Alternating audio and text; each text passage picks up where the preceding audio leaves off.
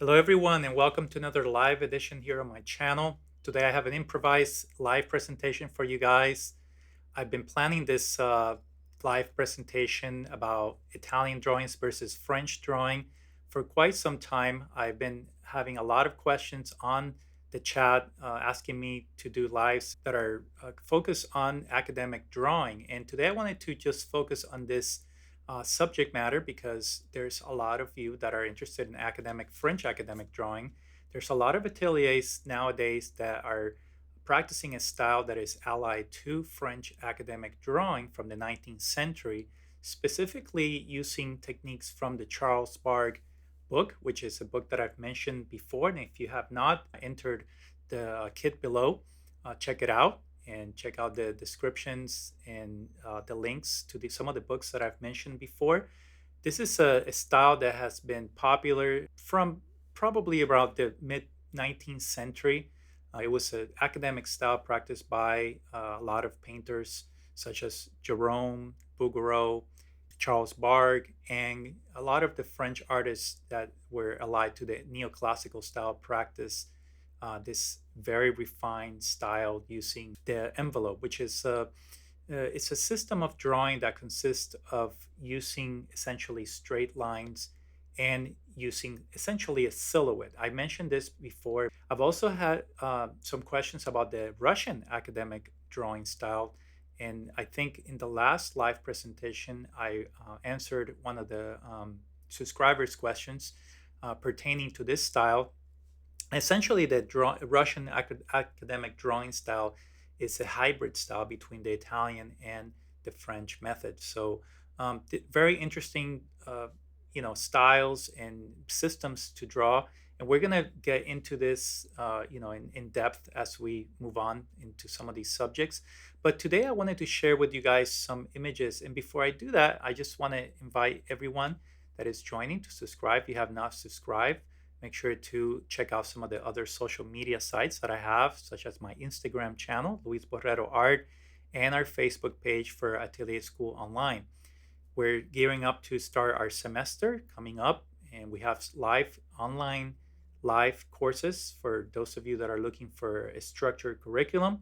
Also, in my Udemy server, I have courses that are pre-recorded. So let's just go ahead and get started with some images. And again, if you have questions throughout this live presentation, make sure to post the questions below in the chat, and I'll be happy to answer the questions as I can. Because again, I can't answer all the questions, but I'll try to get to most of them.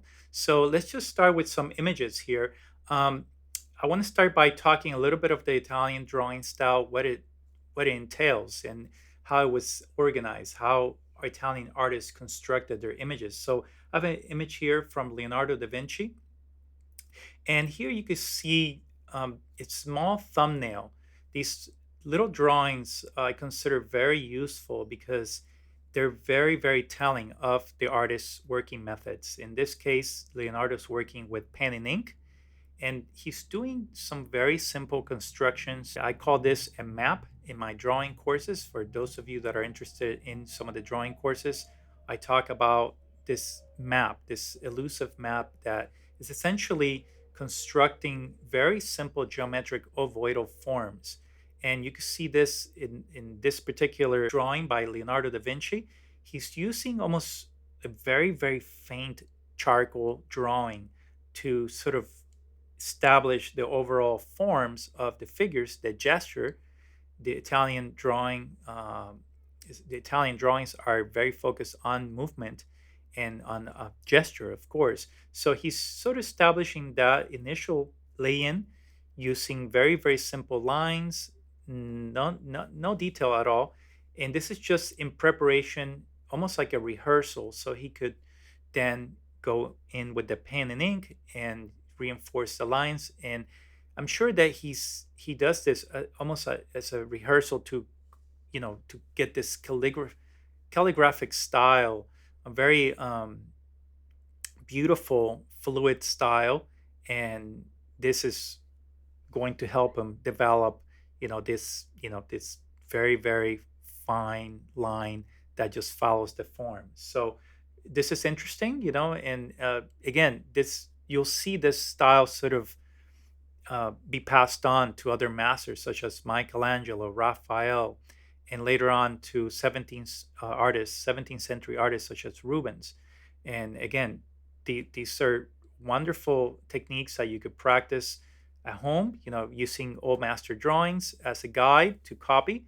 So I always recommend that to my students. So let's just move on to the next drawing. I have a drawing here, a very quick schematic drawing by Michelangelo. This is a very, very important drawing to study because it shows his construction of ovoidal forms, or what the Spaniards call dintornos.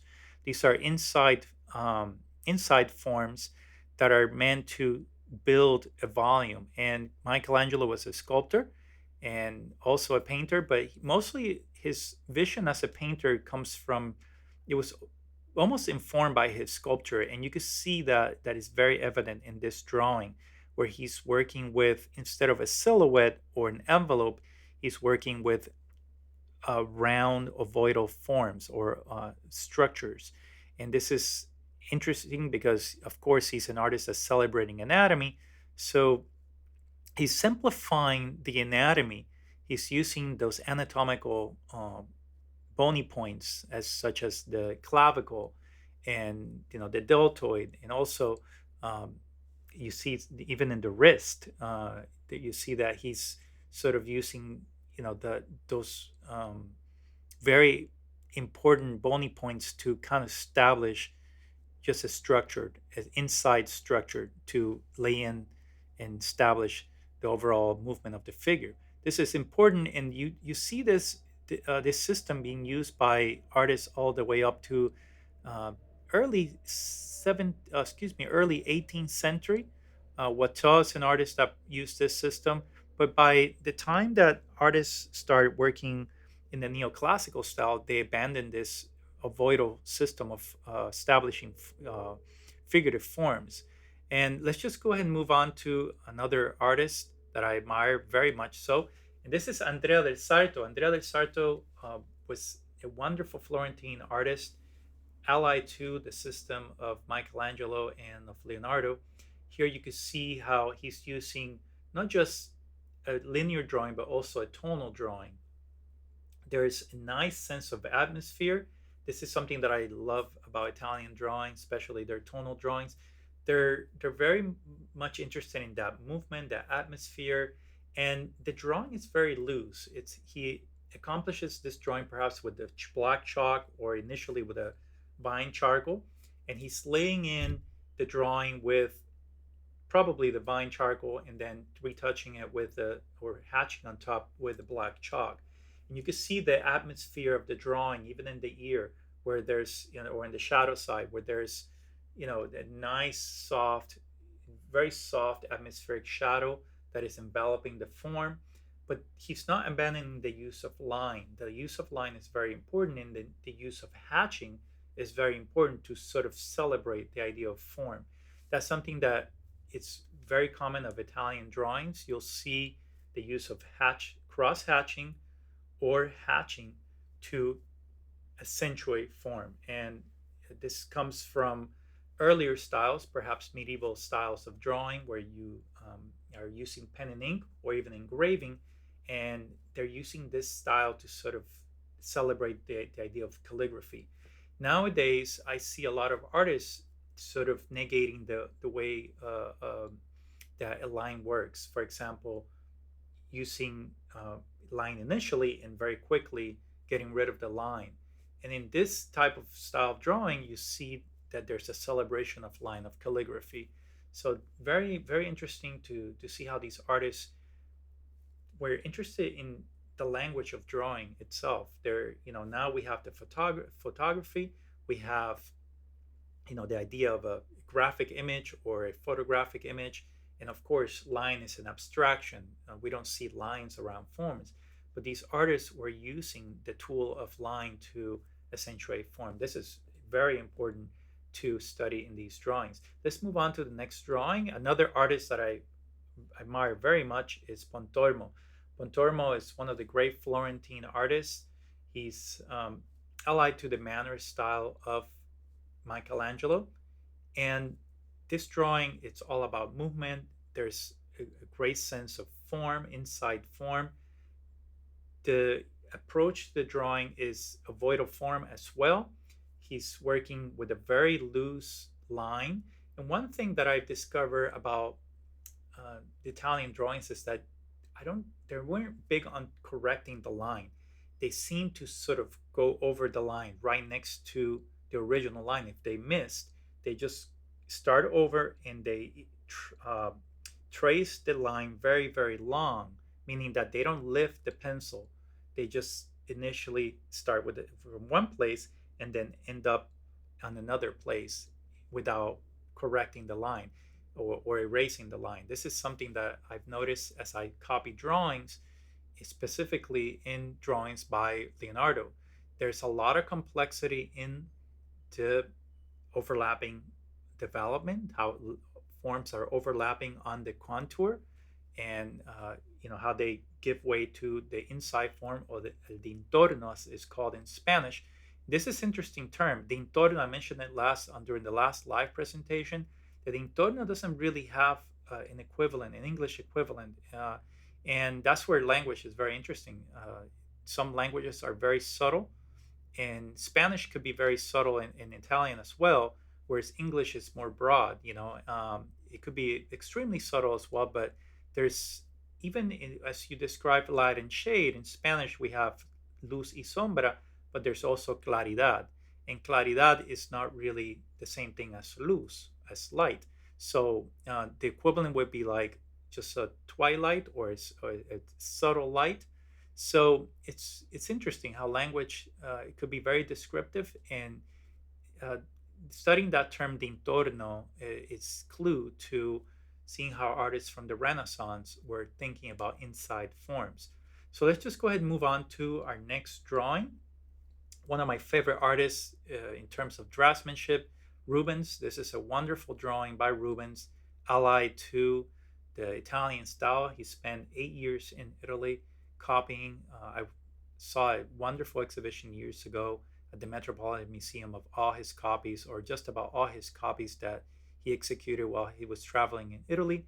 And this is a man that studied the Venetian painters, the Florentine painters. He went all over Italy studying a lot of the great masters of Italian art, and his style in drawing reflects that. It's really beautiful. This is a wonderful drawing full of movement, a lot of exaggeration, a lot of expression in the line, and that sort of describes his painting style as well. I love this drawing, and I'm going to be doing a small demonstration at the end of this talk, where I'm going to be, demonstrating just the overall grouping of the forms, and just how to have it. An artist like Rubens would have probably laid go ahead and laid this drawing. So really interesting. Another great artist to study if you're interested in the Italian style. Before we talk about French art, we have to talk about the most influential artist to French artists, which the artist was Raphael. And of course, Raphael was no stranger to the style of Michelangelo and other Italian artists. He worked on the School of Athens while Michelangelo was working on the Sistine Chapel. So he was heavily influenced by Michelangelo. And his style is a hybrid style. He has a style that is influenced by Michelangelo, but he's also making innovations, and he's almost looking at early Roman frescoes, and that very classical, very clean classical style. And you see that in his drawing. His drawings are less mannered. They have a very sensitive line, very, very clean, and the forms are not as exaggerated. Let's just take a look at this construction look how he constructs this hand. Very different from the ovoidal forms of Michelangelo, these very exaggerated forms, anatomical forms. Here he's more interested in perhaps the cylindrical aspect of those fingers and how delicate they are. And that's something that it's very telling of his draftsmanship skills. And artists from the later generations, such as Poussin and a lot of the French academic artists, looked to Raphael to develop their style. This is important because when you even artists from the pre-Raphaelite school, they're they were looking before Raphael, to a more cleaner style, to a style that was, very refined. And French artists celebrated this style as well. And it was almost like an opposition to Mannerism, Italian Mannerism. A lot of artists from Italy were interested in Mannerism because of the expressive qualities of Mannerism. So a lot of these terms you could probably find out in Google. And for those of you that are interested in art history, these are certainly very, very interesting themes that you could study on your own. So let's just go ahead and take a look at some of the French artists in the French school that I've mentioned before. So the most French artists were influenced by Raphael, but the most important artist that sort of proliferated this style in France during the 17th century was Nicolas Poussin.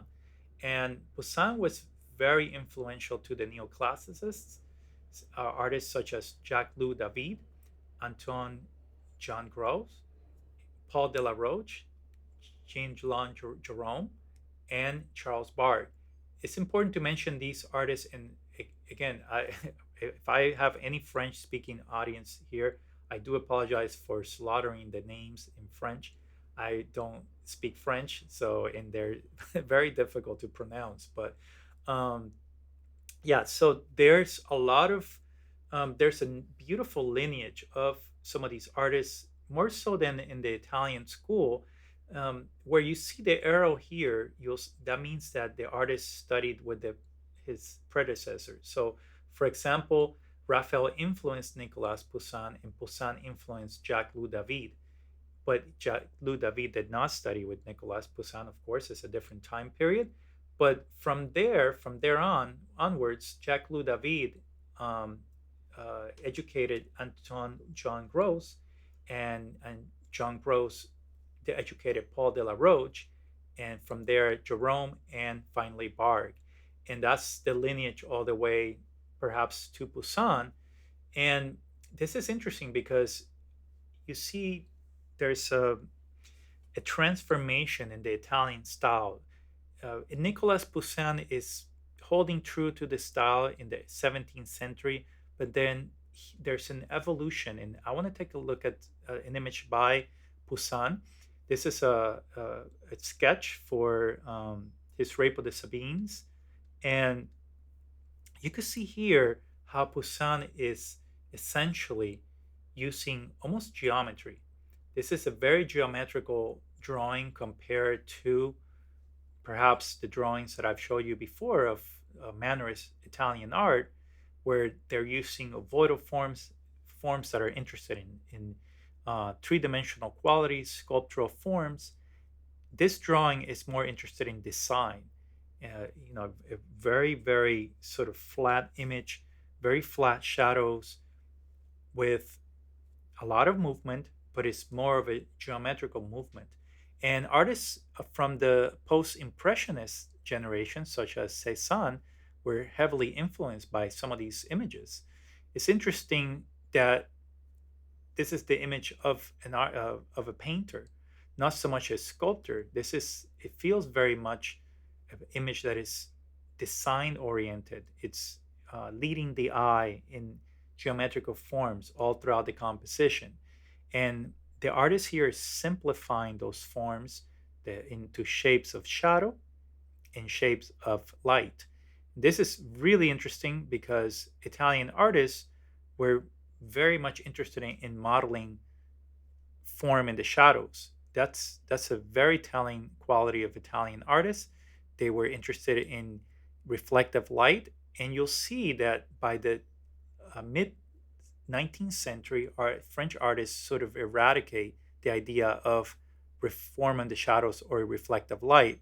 And you'll see in the Charles Bargue demonstrations that I'm going to show you how they start simplifying the shadow mask, so sort of like a flat shape. And you'll see that that's a very common style today used by a lot of academic artists, where they're not rendering too much detail in the shadows. So let's just go ahead and move on to a drawing by Jacques-Louis David. This is Jacques-Louis David. Jacques-Louis David was an influential artist to the neoclassical school.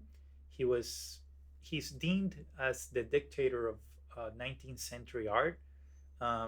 He was an artist that was allied to the French Revolution, and a lot of his art is political in nature.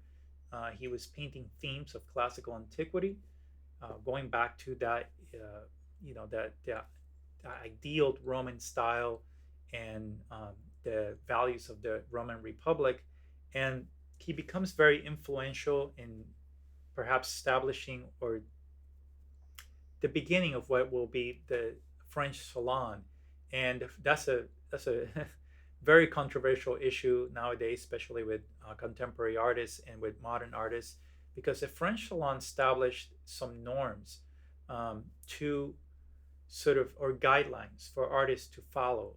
Artists had to work in a specific style to get accepted to the salon. They had to work, or be educated through a certain lineage of artists. So these canons or these norms or these guidelines that were imposed on artists from France or in the 19th century, late, I guess, post French Revolution, these values or these guidelines sort of became a way to discriminate artists in the salon, and that's why it has such a bad reputation. I mean, when I was in school, the word that we used, are you an academic artist, or are you, a French academician artist? And that means that you're allied to this sort of very rigid style that it's, interested in capturing everything, in a beautiful way with very idealized forms in a, very tight style. So it's, the terminology is important to know where it comes from. And later on, early 20th century, we see how, the Nazi Party uses this very ideas of, taking art that is very, a wonderful art. I mean, neoclassical art is very beautiful, but they sort of impose those same standards on, modern art, essentially contemporary art. So this is interesting to analyze, but of course that's a whole semester class in college. So I could go on about it. And again, for a lot of you that are interested in some of these subjects in depth, I want to invite you to some of my courses, live courses, where I talk about these movements in detail. But for now, let's just get back to Jacques-Louis David and his students. So let's just move on to another wonderful artist, John Auguste Dominique Eng. And Eng is an amazing artist. You could see that his drawing style is very linear, and these artists sort of start abandoning the idea of inside forms. They start working with silhouettes, just a beautiful, gorgeous line to describe form, almost like a distilled style, almost like, let's just leave out, the most. We're just capturing the most essential lines, the most refined forms, and this has consequences. I mean, as artists progress in this style, they start developing this style. By the time that we get to Charles Bargue's book, which is very influential today with a lot of academic artists and a lot of realist artists, they sort of create this very, very simple style of capturing forms using straights. And it's that evolution is so important to study because it didn't just happen overnight. It happened through a process of, elimination, essentially, from some of the Italian styles all the way through the 19th century, 18th century to the 19th century.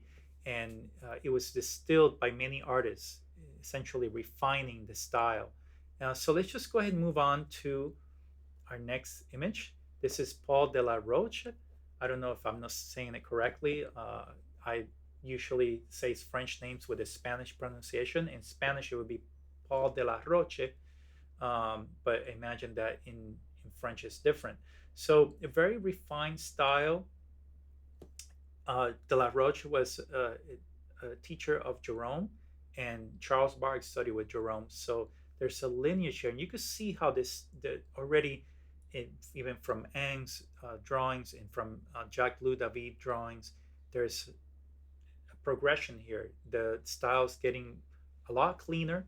It seems like they're using perhaps the idea of photography, although photography probably was not invented by this time, but there was already a study of optics. And when I say that, I don't mean that he's copying a photography, but they're already thinking about the idea of how line is an abstraction, and the drawing is becoming fully tonal, meaning that there's hardly any line. It's all tonality to describe the form. Whereas the drawing from Andrea del Sarto early on that I showed you was a drawing that was mostly uh, tonal to reinforce the idea of form. So, really interesting. And these concepts are important to study as you move on and as you develop your own style. Now, Delaroche is an artist that was a narrative painter. He worked with many subjects from his antiquity as well. And this style of drawing is it almost feels like he's painting with charcoal.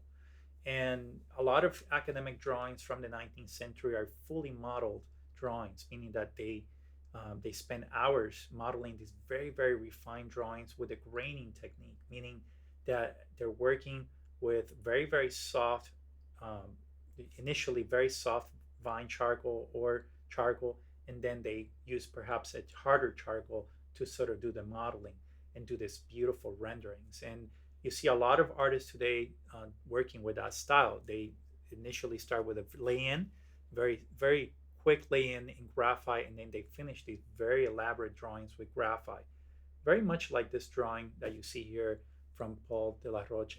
So let's just go ahead and moving on to Jerome. And as I pulled up this drawing, it's interesting because I looked at this drawing and it almost feels like a Star Wars or a modern day illustration. Um, a lot of artists from the fields of illustration and early on were perhaps looking at some of these French academic artists and being influenced by their style. And you see here that there's no mannerism. Uh, Jerome is perhaps even using photography as a tool, as a reference, and there's hardly any use of those inside or the intornos that I've talked about in Italian art. They're almost all gone. I mean, you see just a very, very refined line, very distilled line. There is still an attention to line, beautiful line quality, but the inside form is almost gone. I mean, and when I say that, I don't mean the folds. For example, I'm talking about the just the overall inside of forms that you see around, or that would describe the three-dimensional qualities of the drawing. So really interesting, and this has repercussions for the way that they're going to set up their book. There is a book that, as you all know, perhaps you don't know about it, but if in the description below you could find the link to this book. Is called the Charles Bargue Drawing Course.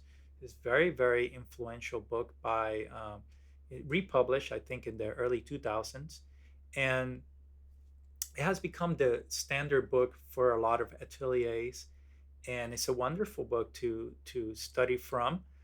But there is controversies with this book because this book educates the student to sort of work in a very specific way, in a specific manner. And let's just take a look at this image to um, sort of detail that method. So this is one of the plates from the Charles Bargue manual drawing course. And how does this work? Well, you have an envelope, and the envelope is essentially a perimeter, if you will. It's a box that is sort of drawn around an organic form, in this case, a foot. So that perimeter uses the least amount of points. So, for example, this this image has one, two, three, four, five, six, 7 points. Okay, and it just goes around. You could simplify it to perhaps 4 points, which would be a box, a square, uh, or a rectangle, and from there you start breaking these forms with straight lines into more complex organic forms using almost essentially a silhouette. And that's where there's the controversy begins, because, well, although it is a great system and you could measure, very, very accurately, you could, have a model and measure this very, very accurate points with with the calipers, or a drawing needle. You're sort of going back and forth and revisiting these points, and uh, you're not really interested in movement. Or, if you're capturing a live model and you're drawing a 20-minute gesture drawing, it's very difficult to use this system.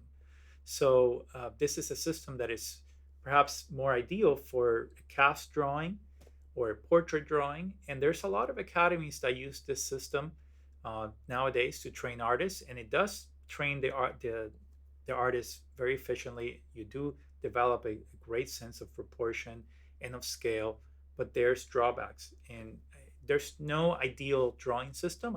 I believe, as a teacher, that it's important to study many systems and to sort of come up with your own conclusion. And there's other systems that are hybrid. I believe that the Russian method is a hybrid style. It uses, construction, and also uses, you know um, proportional or comparative measurement. So it's important to study the whole array. I'm big on tools, not rules. So I tell that to my students. I say that in my classes all the time. Just study the vast array of styles and of artists, and come to your own conclusions, so about what style suits your needs or your personality. For one, I like to draw in the Italian style, because it's a style that is open, that is very fluid. It has a lot of gesture. So it's up to you, but it's essentially what I try to do in my classes. I try to educate students in both, give them a little bit of barred plates to draw from, and also to draw freely from all master drawings such as Rubens or Michelangelo.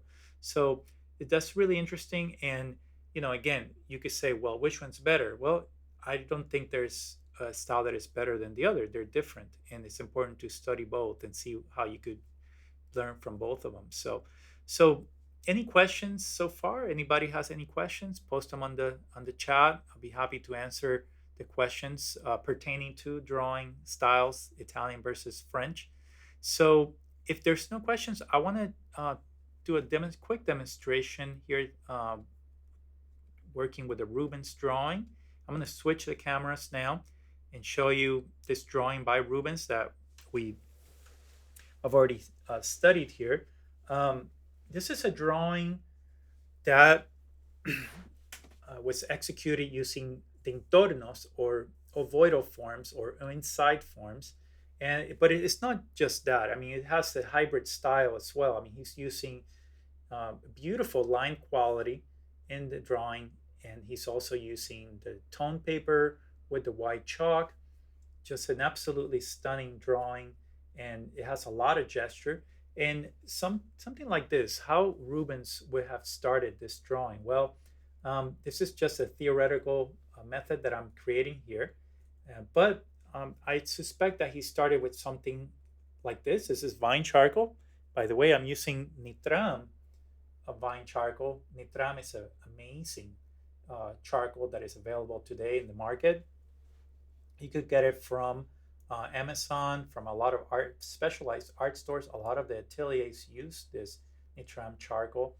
And if you're interested in perhaps a softer vine charcoal, you could use Coates vine charcoal. I like to use both. And I don't really begin my drawings with, as I mentioned before, with my charcoal pencils. I use the charcoal pencils to do modeling and to sort of reinforce the drawing. So the Nitram charcoal is just a great way to begin the drawings, to create a map.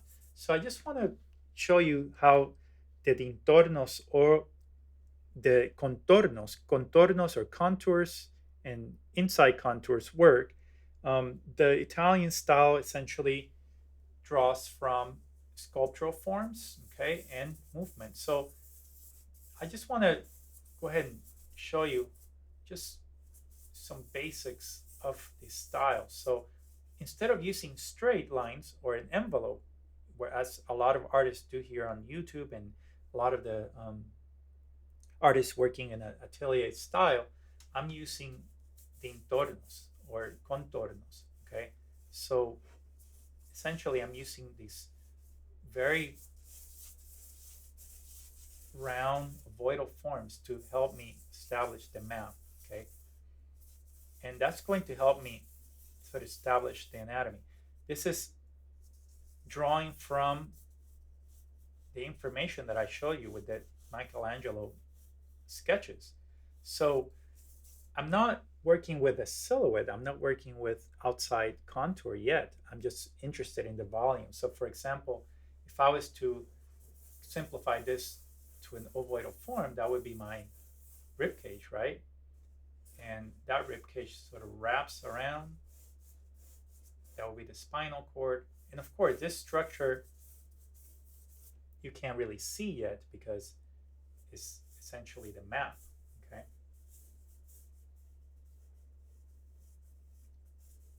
And of course, we worked with all these concepts in my classes.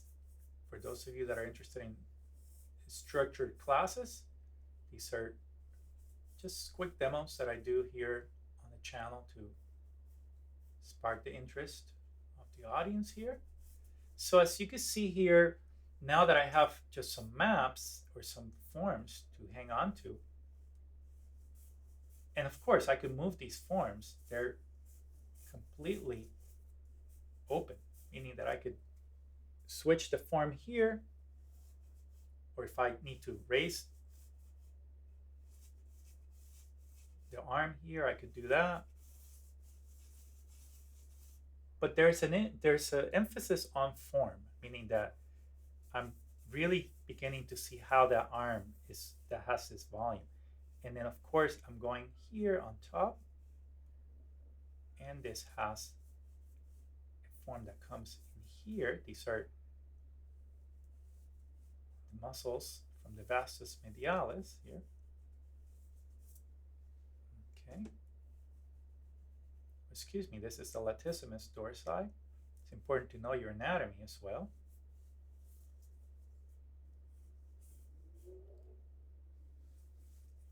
And you could just begin to explore those inside forms, right?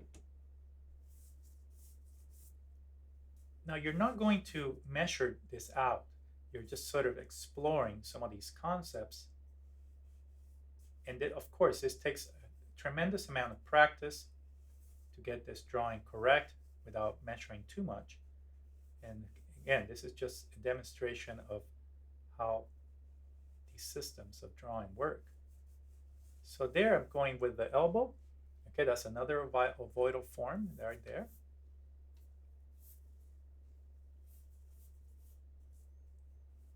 This is a system that helps you capture a lot of movement. This is another ovoidal form here. Some of the muscles, the latissimus dorsi here. Okay. And now I'm going with, there's a beautiful triangle that forms back here. Okay, you could almost see it in the drawing. And from there, that's essentially the pelvis. So there's a nice emphasis on anatomy here. I mean, Rubens is an artist that studied anatomy. You could just tell he knows his anatomy really, really well. And to get this foreshortening, that's essentially what I'm going to do. I'm going to think in terms of ovoidal forms that are retreating in space. Okay, so I'm going to go over here. And another form that's underneath. It's retreating in space. Okay.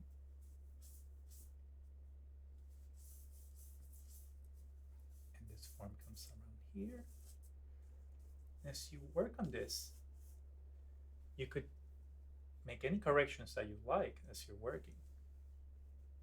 So let's just put some of these shades. Okay.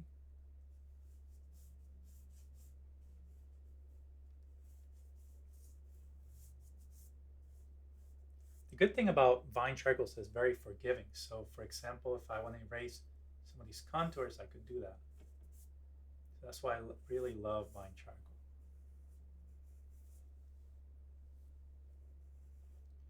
And I could work with some very fine lines here.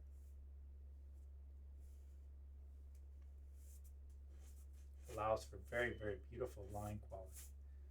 The harder vine charcoal. This is Nitram once again. Let's just explore some of these forms over here.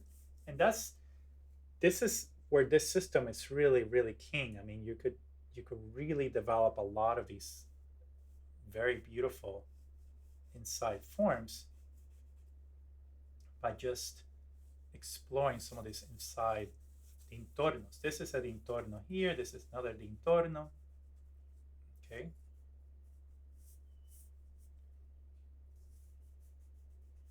So as you're moving across the form, you're exploring. So for example, this is a dintorno, even though I'm not going to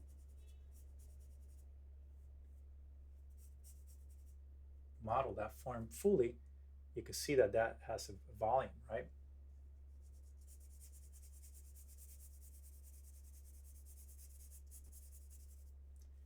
And of course, this is a very quick demonstration. You could come in here with the white now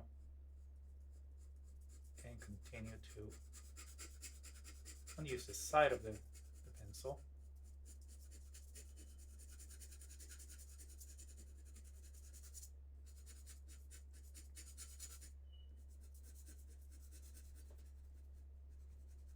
But you're doing that, you're essentially upholding the same concept with the white pencil.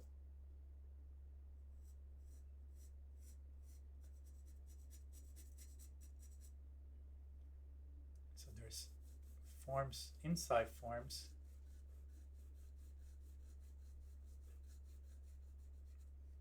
You could use your finger. The light is very, very understated.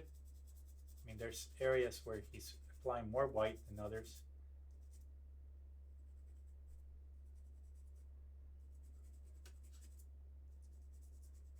But there's a concentration of light right here.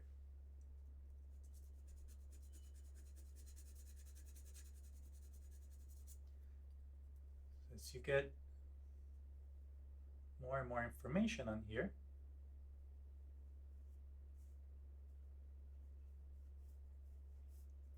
there's an overlapping form here, and I could start keying in and really getting that line quality. So this is important as you're working, and of course you could work on this drawing for hours and hours. This is just a quick demonstration, of course, to just show you how this system works. And during my classes, we've worked with these various systems, these various systems of drawings that are, going to help you develop your own style. So let's just put some shade here, blocks of shade. So with the side of the pencil, for the fine charcoal, I'm establishing some of these. And you could just tell that this is more shade, a block of shade.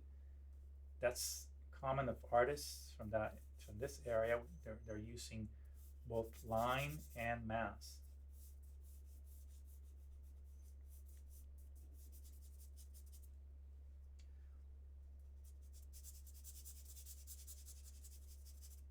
So this would be equivalent to perhaps a gesture drawing. And here you could just see that how this form comes in front. This one comes in front as well. So this is common of gesture drawings. If you're doing a lot of gesture drawings, or if you have a class that is focused on movement and quick drawings, this is great for animators, people that are studying animation and that are perhaps interested in movement and capturing movement. So of course there's calligraphy here. So this is really interesting to see how an artist like Rubens is working with, and of course here the ear is so important. So as you develop your own style, it's important to know why you're attracted to that style. What are the qualities of that style that you're studying, and how that's going to affect your own style, how you're going to draw from that. So let's just go ahead and put more light here. Of course, this is not a finished demonstration. This is just a quick gesture drawing to show you how an artist like Rubens would have been working with this Italian style.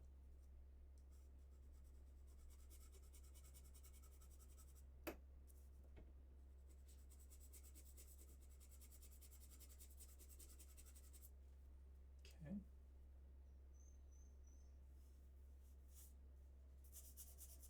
A little shade here. And you can see the volume here. I mean, the artist is putting this dark mass here. That's just going to make the arm retrieve in space.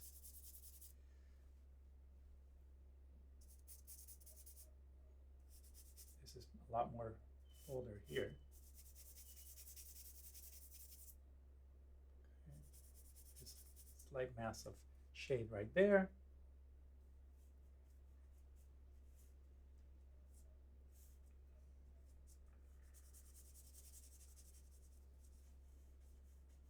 And you can see how all these lines are open. I mean, you could certainly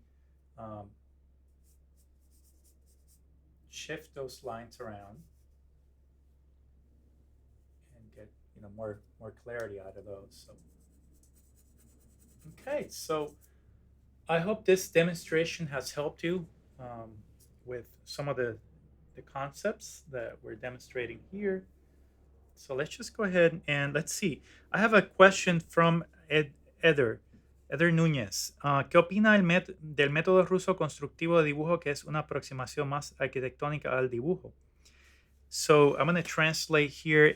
Eder is asking me, what do I think of the constructive method of Russian drawing, which is more of an architectural approximation to drawing. Well, I believe that the method, the Russian academic method, is very effective, very, very wonderful. I went to school during the 90s, and there were a lot of Russian artists that were coming to the United States, and they were practicing this method, and they were very, very able draftsmen. Um, I believe that any method that you're interested in, that works well. There's certainly a lot of accomplished Russian artists, and certainly I think that that's something worth studying. Their systems are wonderful. I myself still allied to Italian art forever, and I will be honest about that. I love because that's the mother school essentially. So that's, to me, that's the that was the very first academy, as I posted in the chat in the last live presentation. So yeah, again, thank you for your wonderful support. There's a lot of videos. We're still building up our video library. There's a lot of information, a lot of demos. And again, I want to invite you to my courses. If you have not checked out my courses, make sure to visit Atelier San Juan .org or Atelier School Online. They're the same thing. I've had a lot of you ask me what the difference is. Well, it's essentially the same school. We have two different websites, but they're essentially the same courses. And we're launching, I believe, a new course pretty soon that's going to be dedicated to ground preparations panel and linen support using traditional materials, historical materials. So that's going to be available as a stream, paid stream on Atelier School Online. That video, I believe, will be available this weekend. So check it out. And if you're interested in some of the materials that I'm using, visit my kit. You can find in the description below the information. So again, I want to thank you for your wonderful support, for joining. I'm going to come back with more live presentations, more demonstrations, and hopefully, let's create a consensus about some of these techniques. For a lot of you that are, just creating that consensus, which one's better? Well, that's really up to you. It's up to you to find out your own style and the camp that you like. I am allied to Italian art. I love Italy. I love Italian art, but it's really essentially up to you. So I hope you've enjoyed this live presentation. I hope to see you next time. And if you haven't subscribed to my channel, make sure to subscribe. Have a good one now.